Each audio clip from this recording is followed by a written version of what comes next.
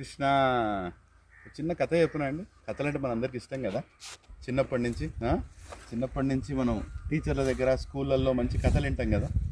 So కథ ఏంటంటే ఇద్దరు వ్యక్తుల గురించి. ఒక ముసలావిడ, ఒక చిన్న పిల్లాడు పేరు రాజు. ఆ ముసలావిడ ఏం చేసేది, పిల్లలు ఆడుకుంటుంటే చూడటం ఆ ముసలాడికి ఇష్టం.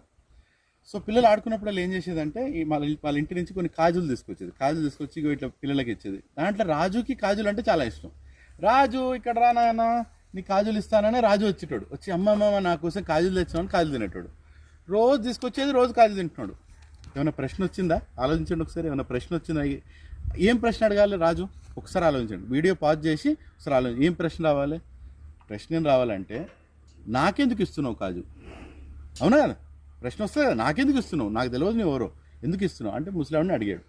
అమ్మమ్మ నాకెందుకు కాజులు ఇస్తున్నావు అనగానే ఆవిడన్నది, నాకు కాజులు అంటే ఇష్టం ఉండదమ్మా, దానికోసమే నీకు ఇస్తున్నాను అన్నది. సరే, మళ్ళీ రెండో రోజు మళ్ళీ తీసుకొచ్చేటప్పుడు ఇంకో ప్రశ్న రావాలి కదా. ఏం ప్రశ్న రావాలి? నీకు ఇష్టం లేకపోతే అసలు కాజులు ఎందుకు తెస్తున్నావు? అవునా కదా, నీకు ఇష్టమే లేనప్పుడు కాజులు ఎందుకు తెస్తున్నావు, నాకెందుకు ఇస్తున్నావు అని ఇంకో ప్రశ్న అడిగాడు. చిన్నపిల్లాడైనా తెలుగులో ప్రశ్న అడిగాడు. దానికి ఏం జవాబు చెప్పిందంటే, మా కొడుకు అమెరికా పోయి వస్తుంటాడు, చాక్లెట్లు తెస్తాడు.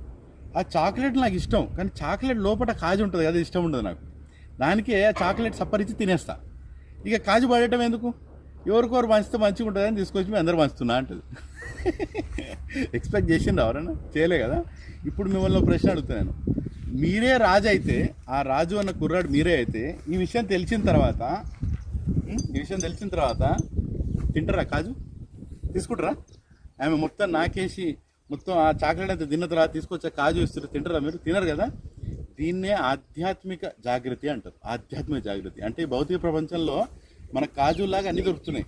ఈ ధనము, ఈ చదువు, ఈ ఆస్తులు, ఇవన్నీ దొరుకుతున్నాయి. మనం ఏం చేస్తున్నాం? తింటూ ఉన్నాం. ప్రశ్నిస్తలేము.